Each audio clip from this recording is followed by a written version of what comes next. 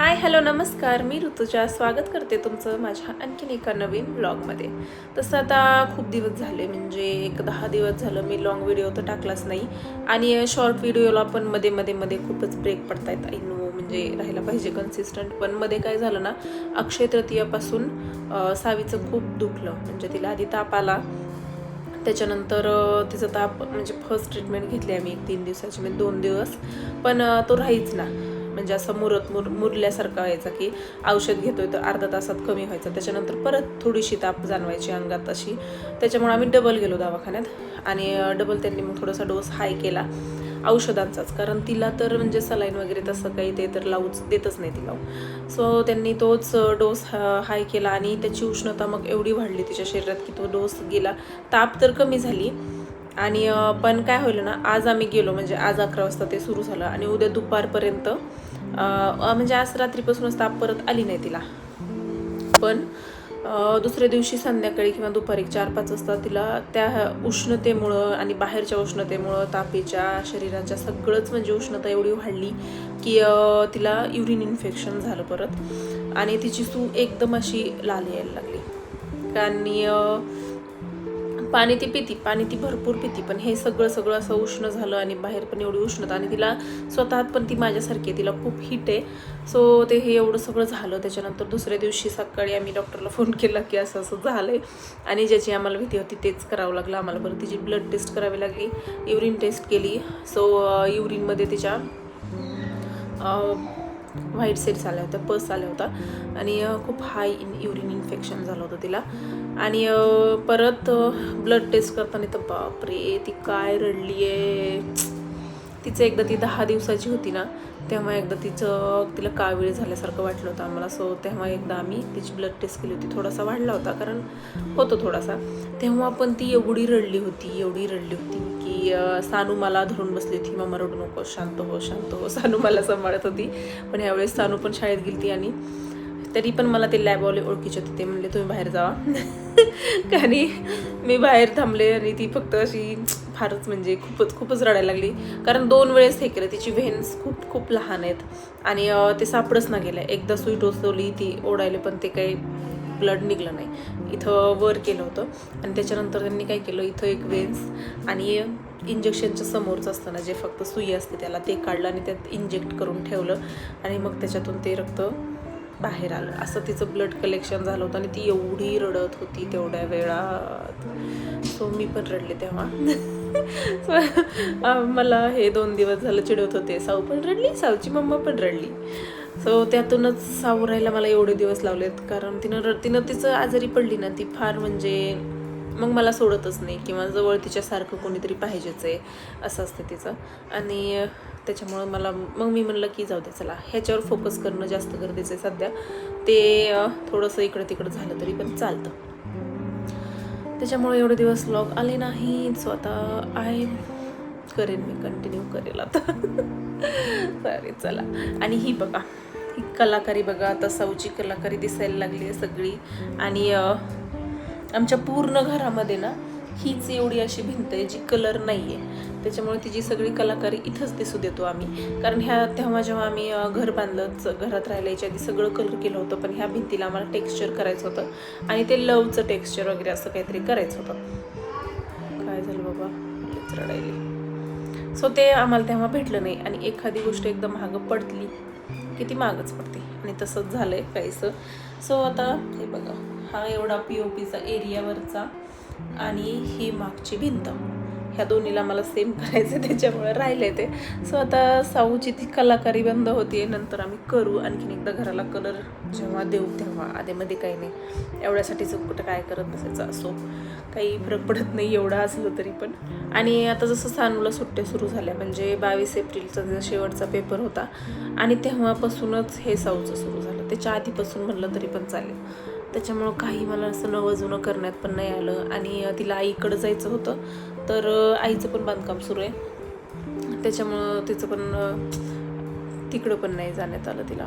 आमूचं पण यायचं कॅन्सल झालं आईच्या बांधकामामुळं. सो आता ती पण मे एंडला येईल.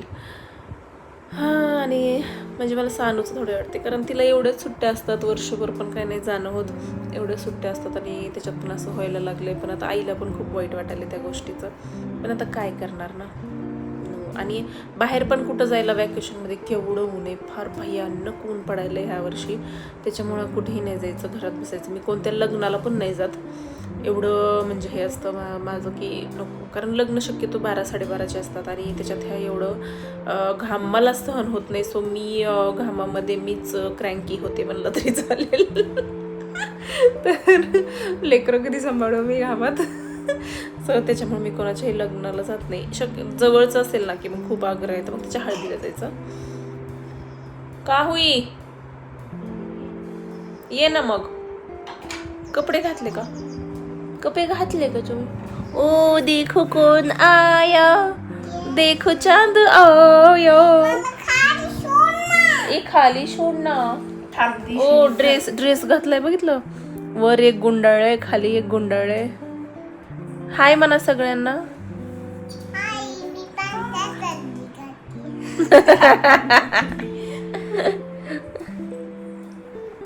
निघायला तुमचं धोतर. चला आता आधी सवलं कपडे घालती. सवलं कपडे घालायचीच नाही ती आता 15-20 मिनिटं अशीच फिरत असते मोकळी करत.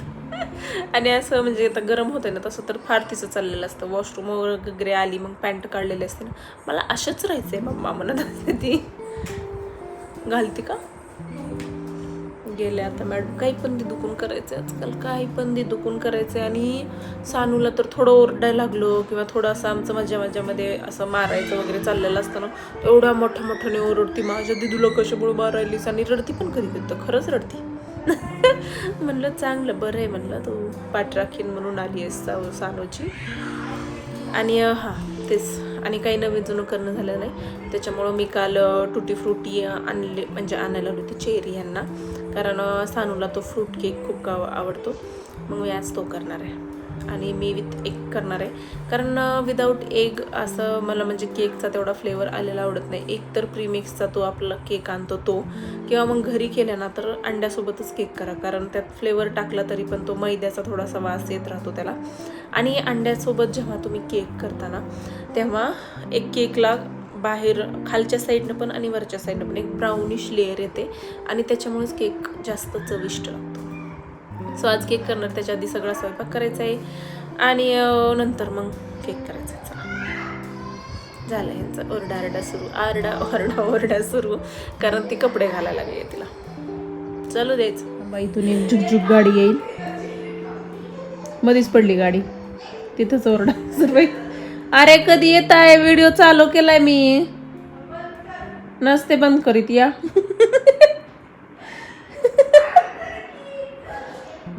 दम्मानी हळू या, हळू. ती गाडीचं माग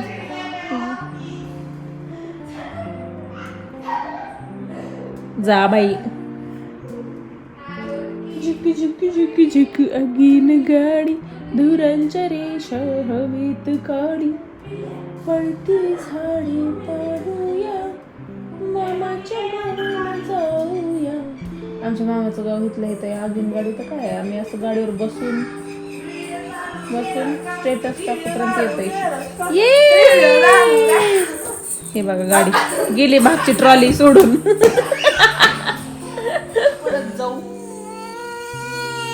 बरं नाही मारत, सॉरी, मी तुझ्या दिदूला कधीच नाही मारणार होता.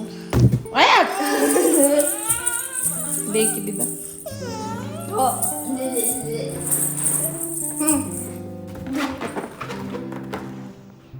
आई, आम्ही दोघे व्हिडिओ काढत होतो म्हणून मारत होतो.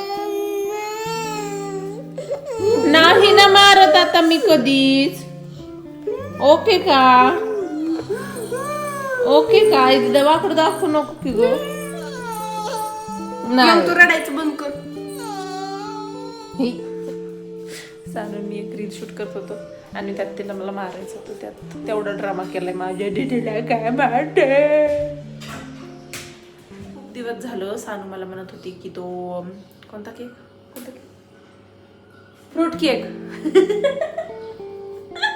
फ्रूट केक कर म्हणून, म्हणजे त्याच्यात जाते ही टुटी फ्रुटी. आणि ही पूर्ण डब्बा भरून आणली होती आम्ही आणि 1-2 दिवसात आम्ही खाऊन इथपर्यंत केली. म्हणलं आता पूर्ण संपायच्या आधी आपण आज केक करूयात. आणि हा मी अंड्यासोबत केक करते, कारण मला अंड्याचाच केक आवडतो, कारण त्याच्यात फ्लेवर व्यवस्थित येतो. तुम्ही हा एगलेस पण करू शकता, पण मी अंड्यासोबत करते. हे बघा पब्लिक आले, घर बसा नाही की आ गए लुटेरे. त्या चेरी हिनच खाल्ली सगळ्यात जास्त.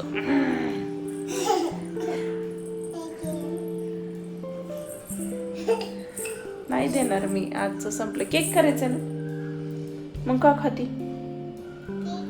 करते. आणि हे बघा दुसरा लुटेराव. तिला मी सांगितलंय की मला मधी करायचं नाही, म्हणजे मी करणार. सो ती तिथं तेवढी शांत बसली. आता मी 1/2 किलोचा केक करणार आहे, म्हणजे 1/2 किलो मैदा घेणार आहे. त्यासाठी मी 2 अंडे घेतलेत आणि ते 2 अंडे चांगले विस्करणे एकदम एकजीव करून घ्यायचेत. विस्करायला आपण हे इलेक्ट्रिक ब्लेंडर वापरणार आहोत. बघू आता कसं होतं ते. त्याच्यात मी 2 अंडे टाकलेत.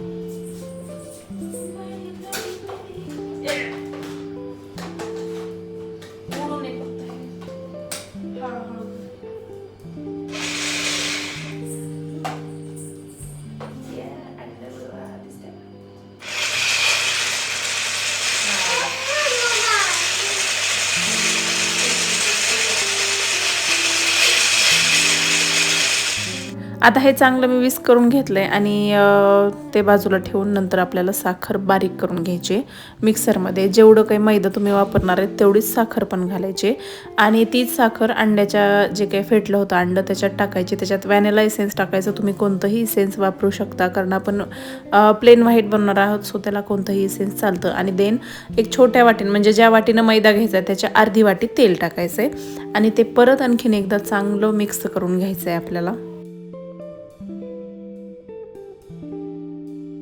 आणि ते सगळं मिक्स केल्यास हा 1 वाटी मैदा घालते मी, म्हणजे जवळजवळ 1/2 किलोच होईल तो. देन घालायचं आहे खाता सोडा आणि बेकिंग पावडर.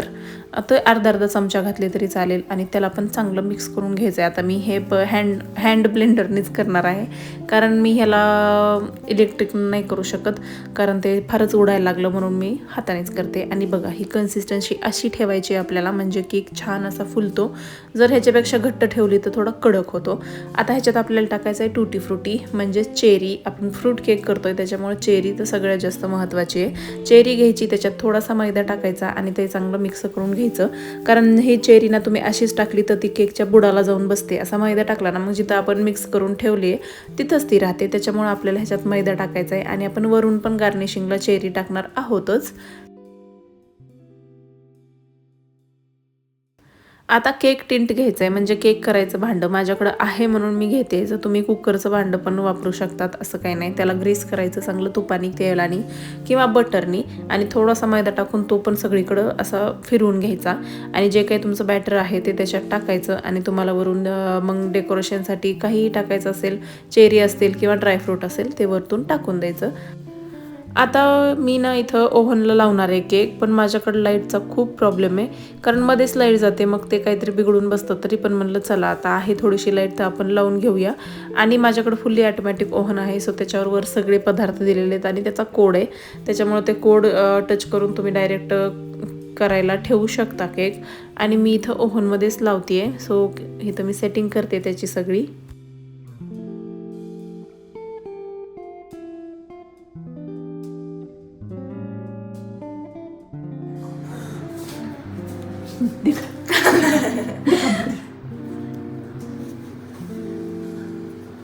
गौर से देखो इस लड़की को। अलग ही लेवल की।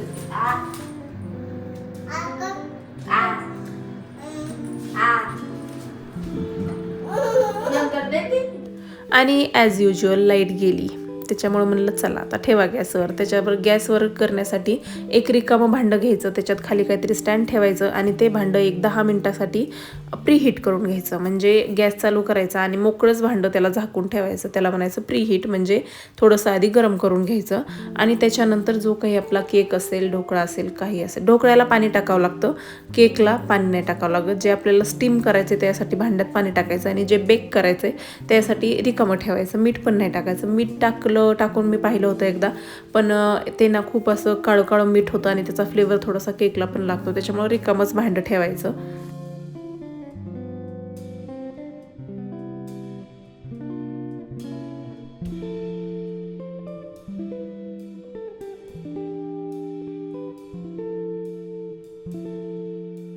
आता एकदम लो फ्लेमवर हा केक व्हायला 40 मिनिट लागलेले आहेत आणि केक बघा किती सुंदर झालाय. जोपर्यंत केक तुमचा खालून वरून असा ब्राऊन होत नाही तोपर्यंत त्या केकला छान चव येत नाही आणि असा खालून वरून ब्राऊन तो अंड टाकल्यासच होतो. म्हणून बघा इतका मस्त झालेला आहे, इतका स्पॉन्जी आणि इतका भारी तो केक असा झालाय ना. आणि सगळ्या घरात त्याचा इतका छान घमघमाट खमंग असा वास सुटलाय. या दोघींना तर कंट्रोलच व्हायला गेलं, तर त्यांना म्हणलं जावा तुम्ही वर खेळा तोपर्यंत तो थंड होईल. कारण त्याला थंड व्हायला आणखी 15-20 मिनिट लागतील, कारण तो खूपच गरम आहे. म्हणजे आत्ताच काढलाय मी. आणि हा सगळा केक व्हायला किमान 40 मिनिट तरी लागेल. काढताना माझ्याकडून थोडासा तुटला हा कोपरा, म्हणजे मी गरमच काढला, मला पण दम निघाला. तो इतका छान दिसत होता. आणि हा जो कलर म्हणताल ना, तर हा एक करपलेला नाही आहे. जेव्हा तुम्ही अंड्याचा केक बनवता तेव्हा ह्याचा कलर असंच येणं अपेक्षित आहे आणि तरच तो खमंग लागतो. आणि मी थोडासा खाऊन बघितला आहे, फार भारी लागतंय, मस्त. आता मी वरून पण केकला गार्निशिंगला चेरी टाकली होती भरपूर, पण त्याला मी मैदा लावला नव्हता. सो तुम्ही बघा ती चेरी कशी म्हणजे लपून गेली आहे. त्याच्यामुळं जेव्हा पण तुम्ही चेरी टाकता केकमध्ये त्याला मैदा कोट करून टाका, म्हणजे ती जिथं आपण ठेवली त्याला तिथंच राहते ती. आणि मस्त असा स्पॉन्ज पण आला होता केकला, इतका छान झाला होता ना. आमचा तर 12 तासात पण राहिला नाही म्हणायचं. रात्र होती म्हणून तरी दुसऱ्या दिवशी केक राहिला नाही, तर त्याच दिवशी संपला असता. बघा किती स्पॉन्जी झालेला आहे केक.